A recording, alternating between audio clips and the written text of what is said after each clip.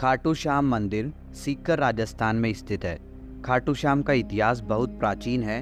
आज से लगभग 1000 वर्ष पूर्व में इस मंदिर का निर्माण हुआ था। सीकर जिला मुख्यालय से 43 किलोमीटर दूर खाटू नामक गांव में बाबा खाटू श्याम का प्राचीन मंदिर है।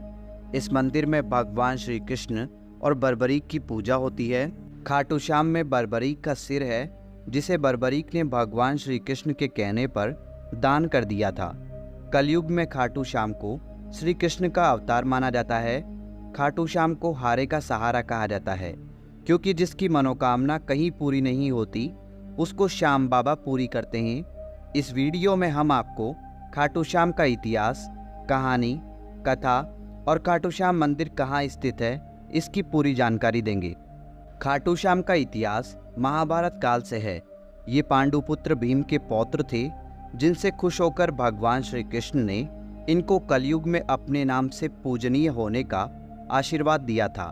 खाटू श्याम जी का नाम बचपन में बर्बरीक था। घर परिवार, माता पिता और गुरुजन सभी इनको बर्बरीक नाम से ही जानते थे।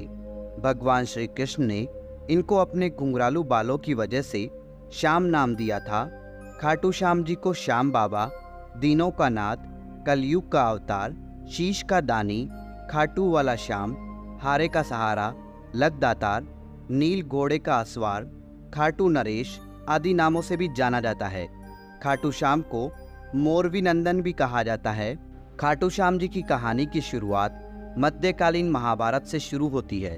बलवान भीम के पुत्र का नाम था घटोत्कच। घटोत्कच का विवाह दैत्य राजा मूर की पुत्री कामक कंटकटा, जिसे मौरवी के नाम से भी जाना जाता है, के साथ हुआ था। मौरवी और घटोत्कच ने एक पुत्र को जन्म दिया, जिसका नाम था बर्बरीक।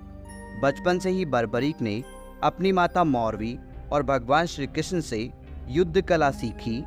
बर्बरीक ने भगवान शिव की तपस्या की, जिससे प्रसन्न होकर शिव जी ने उन्हें 3 बाण दिए। ये 3 बाण उनको तीनों लोकों में विजय दिलवा सकते थे। यह वरदान पाकर बर्बरीक बहुत खुश हुए। बर्बरीक अपनी वीरता और शक्तियों के लिए जाने जाते हैं। महाभारत काल में जब कौरव और पांडवों के बीच युद्ध शुरू होने वाला था, तब बर्बरीक अपनी माता के पास गए और युद्ध देखने की स्वीकृति मांगी।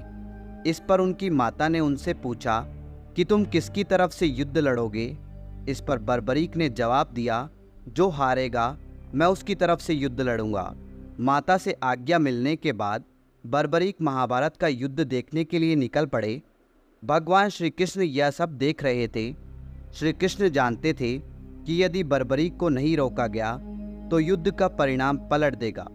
रास्ते में जाते हुए बर्बरीक को श्री कृष्ण ने ब्राह्मण का रूप धारण करके रोका और पूछा, हे बालक, तुम अकेले यह 3 बाण लेकर कहाँ जा रहे हो? तब बर्बरीक ने जवाब दिया कि मैं महाभारत का युद्ध देखने जा रहा हूँ और इस युद्ध में जो हारेगा मैं उसका साथ दूंगा। उपहास पूर्वक श्री कृष्ण ने कहा, सिर्फ 3 बाण के सहारे युद्ध लड़ने जा रहे हो? इनसे तो 3 सैनिक भी नहीं मरेंगे। यह सुनकर बर्बरीक बोल पड़े, हे ब्राह्मण, यह कोई साधारण बाण नहीं है। यह बाण मेरे आराध्य महाप्रभु शिवजी ने मुझे दिए हैं। 3 बाण तो क्या, सिर्फ एक बाण एक पल में युद्ध को खत्म कर देगा। हालांकि यह बात श्री कृष्ण पहले से जानते थे। बर्बरीक को रोकने के लिए श्री कृष्ण ने उनकी परीक्षा ली। श्री कृष्ण ने कहा, हे बालक, इस पीपल के पेड़ के पत्तों को भेद कर दिखाओ। तभी बर्बरीक ने एक बाण निकाला और अपने आराध्य का ध्यान करते हुए बाण छोड़ा, जो पीपल के पेड़ के सभी पत्तों को भेदता हुआ निकल गया। बर्बरीक ने ब्राह्मण से पूछा, आप कौन हो और मुझसे क्या चाहते हो? इस पर उस ब्राह्मण ने जवाब दिया कि मुझे दान चाहिए, क्या तुम दे सकते हो? बर्बरीक ने कहा, मांगो, आपको क्या चाहिए? तब ब्राह्मण ने उनका शीश दान में मांग लिया। यह सुनते ही बर्बरीक समझ गया कि यह कोई साधारण आदमी नहीं है। उसने ब्राह्मण को अपने वास्तविक रूप में आने को कहा। तब भगवान श्री कृष्ण अपने असली रूप में बर्बरीक को दर्शन दिए। अपने गुरु को सामने पाकर बर्बरीक धन्य हो गया। तब बर्बरीक ने रात भर भजन किया और दूसरे दिन फाल्गुन शुक्ल द्वादशी को स्नान करके अपने हाथों से बर्बरीक ने बिना देरी किए अपना शीश काटकर भगवान के चरणों में रख दिया। भगवान श्री कृष्ण ने शीश को एक ऊंचे स्थान पर रखा ताकि बर्बरीक महाभारत का युद्ध देख सके। बर्बरीक की दानवीरता से खुश होकर श्री कृष्ण ने उन्हें अपना नाम श्याम उपहार स्वरूप भेंट किया।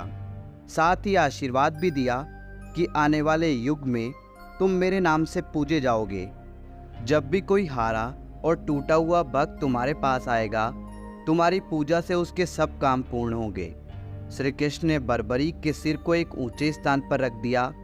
आज विश्वविख्यात खाटू श्याम मंदिर उसी स्थान पर बना हुआ है जहां पर उनका कटा हुआ सिर रखा गया था। तो यह है खाटू श्याम जी की बेहद अद्भुत कहानी।